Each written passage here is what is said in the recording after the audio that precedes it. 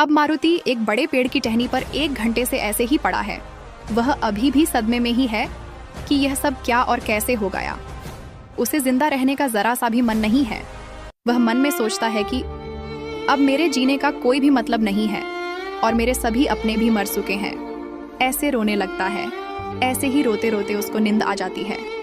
सपने में मारुति की माँ कहती है कि उठो बेटा। मारुति कहता है कि माँ, अब उठने का क्या मतलब है? मैं किसके लिए उठूं? आप सब तो मर चुके हैं। या फिर लोकेश कंपनी से बदला लेने के लिए, या फिर उन सभी न्यूज चैनल के लिए जिसने कुछ भी सोचे समझे बिना मुझे कातिल बना दिया। मारुति की माँ कहती है कि एक बात याद रखना बेटा, जो भी जन्म लेता है उसकी मृत्यु निश्चित है। और हाँ, दूसरी बात कि तुम्हें किसके लिए उठना चाहिए, इसका जवाब है कि तुम्हें समय के साथ तुम्हारा मकसद भी मिल ही जाएगा। सुबह का समय। अब अचानक से मारुति उठ जाता है, पर ध्यान नहीं होने की वजह से वह पेड़ से नीचे गिर जाता है।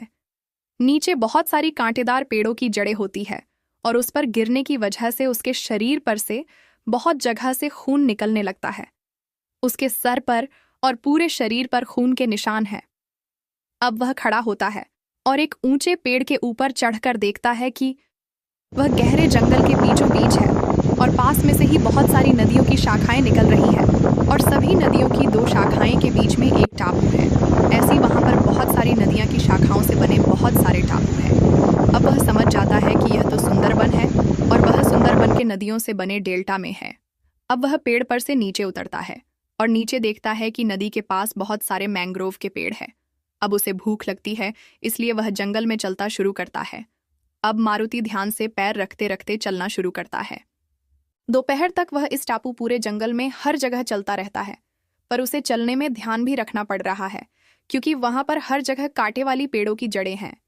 वह इस छोटे से टापू थोड़े समय के चलने के बाद उसे पता चलता है कि इस टापू पर खाने के लिए कुछ भी नहीं है, इसलिए अब उसे उसके पास वाले टापू पर जाना पड़ेगा। अब वह पानी के पास जाता है और उसे वहां पर बहुत सारी मगरमच्छ दिखती हैं। अब वह सोचता है कि अगर मैं पानी से तैरकर जाऊंगा तो पक्का यह मगरमच्छ का खाना बन जाऊंगा। वह यह सोच ही रहा था, तभी पीछे की तरफ से एक बंगाल टाइगर आता उसे दिखता है। अब उसे देखते ही मारुति डर जाता है। उसके पीछे से बंगाल टाइगर आ रहा है। आगे पानी में बहुत सारी मगरमच्छ हैं, इसलिए वह पास वाले पेड़ पर चढ़ने का सोचता है, पर उसे वहां पर एक बहुत बड़ा अजगर दिखता है। अब तीनों तरफ उसे मौत दिख रही है। मारुति कहता है कि हे राम, मेरे भगवान, आप ही अब मुझे बचा सकते हैं। अब बंगाल टाइगर बड़ी तेजी से भागकर मारुति की तरफ आने लगता है और अजगर भी धीरे धीरे पेड़ से नीचे उतर रहा है। पीछे वाली मगरमच्छ भी तैयार ही है कि जैसे ही मारुति पानी में उतरेगा वैसे ही उसे खा जाएंगे। बंगाल टाइगर अब मारुति के पास पहुंच ही चुका है और अजगर भी पहुंच ही रहा है। अब मारुति को उसकी मौत दिख रही है। अब वह अपनी आंखें बंद करके जोर से बोलता है, जय श्री राम, जय श्री राम। तभी अचानक एक आदिवासी लड़की एक पेड़ से दूसरे पेड़ पर छलांग लगाती लगाती बेलों को पकड़ते पकड़ते आती है और मारुति का हाथ पकड़कर बेलों से कूदती कूदती नदी के दूसरी तरफ बाजू वाले टापू द्वीप पर ले जाती है। अब वह लड़की बेलों से नीचे उतरती है और मारुति को भी नीचे उतारती है। उस लड़की के हाथ में एक भाला भी होता है। मारुति कहता है कि तुम तो वही लड़की हो ना जिसने कल भी मेरी जान बचाई थी। ओह सॉरी, तुम तो आदिवासी हो, इसलिए मेरी भाषा तुम्हें समझ नहीं आएगी। अवनी कहती है, तुम हम आदिवासी को जंगली समझते हो क्या, कि हमें कुछ भी नहीं आता होगा? मारुति कहता है, हाँ बिल्कुल, सॉरी, जल्दबाजी मैंने सच बोल दिया। अवनी कहती है, क्या?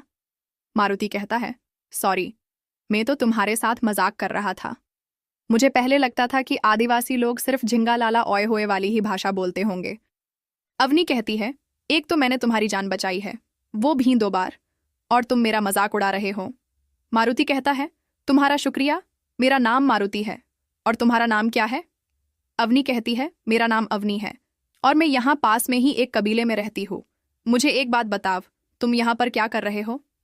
अब मारुति अपनी पूरी कहानी अवनी को बताता है। अवनी कहती है, ओह, तो तुम्हारे साथ यह सब हुआ था।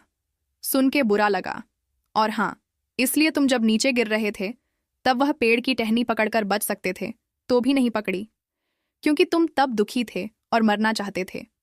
मारुति कहता है, इस जंगल में तो फल के पेड़ भी नहीं है, तो तुम लोग खाने के लिए क्या करते हो? जानवर का शिकार करके खाते हो? अवनी कहती है, बिल्कुल नहीं। हमारे कबीले में मांस खाने को और जानवरों को मारने को महापाप माना जाता है, इसलिए हम सिर्फ फल खाते हैं। यहाँ पर कुछ कुछ टापू, द्वीप जगह पर फल के बहुत सारे पेड़ हैं, वहां से हम फल लाते हैं या फिर कई खाने लायक पौधे खा लेते हैं। और बहुत ऐसे फल भी इस वन में हैं जो तुमने कभी भी देखे तो क्या सुने भी नहीं होंगे। मारुति कहता है, मुझे बहुत भूख लगी है, तुम्हारे पास खाने के लिए कुछ है? अवनी कहती हैं, जल्द ही शाम हो जाएगी, चलो मेरे साथ।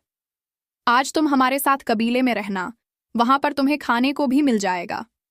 जय श्री राम। अब मारुति भी अवनी के पीछे पीछे पेड़ों की बेलों को पकड़कर एक पेड़ से दूसरे पेड़ पर छलांग लगाते लगाते आने लगता है। अब वह दोनों 3-4 घंटे तक लगातार एक पेड़ से दूसरे पेड़ पर छलांग लगाते लगाते जा रहे हैं और वह दोनों ने तकरीबन 10 से भी ज्यादा टापू, द्वीप पार कर लेते हैं। आखिर में वह दोनों एक टापू, द्वीप पर पहुंचते हैं। मारुति देखता है कि वह दोनों बहुत ज्यादा गहरे जंगल में आ गए हैं।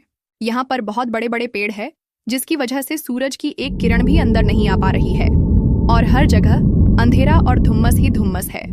दोनों कुछ देर तक इस धुम्मस में चलते हैं और चलते चलते बातें भी कर रहे हैं।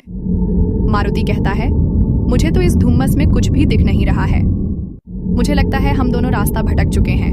अवनी कहती है, ऐसा हो ही नहीं सकता, मैं यहाँ का चप्पा चप्पा जानती हूँ। एक काम करो, तुम मेरा हाथ पकड़ लो, वरना तुम मुझसे अलग हो जाओगे। मारुति कहता है, शर्माते शर्माते, इससे पहले भी मेरी 10 या 12 गर्लफ्रेंड रह चुकी है। अरे छोड़ो, तुम आदिवासियों को क्या पता होगा कि गर्लफ्रेंड क्या होती है। अवनी कहती है, तो तुम्हारी जानकारी के लिए बता दूं, मैं मेरे पिता के कहने पर मैंने 14 साल मुंबई में पढ़ाई की है एग्रीकल्चर में, और हाँ, देशी न्यूज़ के एंकर में तुम्हें भी जानती हूँ कि तुम अपने काम में इतने बिजी व्यस्त रहते हो कि तुम्हें गर्लफ्रेंड पटाने का टाइम ही नहीं मिलता। मारुति कहता है, ओह तो ऐसी बात है, इसलिए तुम मेरी भाषा जानती हो। अब दोनों हाथ पकड़कर 2 घंटे चलने के बाद उसे वहां पर एक गुफा का दरवाजा दिखता है। अब अवनी मारुति को इस गुफा में लेकर चलने लगती है। उसे गुफा के अंदर से प्रकाश आता दिखता है। जैसे जैसे दोनों गुफा के अंदर जा रहे हैं, वैसे ही अंदर से आ रहा प्रकाश बढ़ रहा है। अब दोनों आखिर में गुफा की दूसरी तरफ से बाहर निकलते हैं। यहाँ पर धुम्मस एकदम से गायब हो जाती है। अब मारुति को दिखता है कि वह दोनों बहुत सारे पहाड़ों के बीच में है। वहाँ पर एक सुंदर गांव है, चारों तरफ हरे भरे बहुत सारे पहाड़ हैं और उसके बीच में सुंदर गांव बना हुआ है। दोनों पहाड़ पर से पूरा गांव देख रहे हैं। मारुति कहता है, अवनी तुमने तो कहा था ना कि तुम कबीले में रहती हो, पर यह तो गांव है। अवनी कहती है, वह तो एक मजाक था, मैं मुंबई में पढ़ी हुई ये सच है और तुम्हें सोशल मीडिया के माध्यम से जानती हूँ ये भी सच है, पर मैं कबीले में रहती हूँ ये झूठ था। मारुति कहता है, तो तुम यह भाला लेकर जंगल में क्या कर रही थी और टार्जन जैसे छलांग कैसे लगा रही थी? अवनी कहती है, वह यहाँ रहते रहते सीख लिया और मैं जंगल में फल की खोज में गई थी। मैंने तुम्हें पहले कहा था ना कि हमारे गांव में मांस खाना पाप माना जाता है, इसलिए हम सब लोग बारी बारी से फल की खोज में जाते हैं। मारुति कहता है, ओह तो ऐसी बात है, पर मुझे एक बात अभी भी समझ में नहीं आई कि तुम सब लोग इतने गहरे जंगल में रहते हो, फिर भी यहाँ से देखने पर गांव हाईटेक लग रहा है। अवनी कहती है, हमारे गांव में एक बहुत बढ़िया दिमाग वाला साइंटिस्ट रहता है जिसका नाम डॉ विशाल है। उसके पास बहुत सारे नई नई आइडिया होते हैं, जैसे कि उसने हर घर में बिजली पहुंचाई है सौर ऊर्जा की मदद से, और उसने हमारे पूरे गांव को इस पहाड़ों के बीच में बनाया है।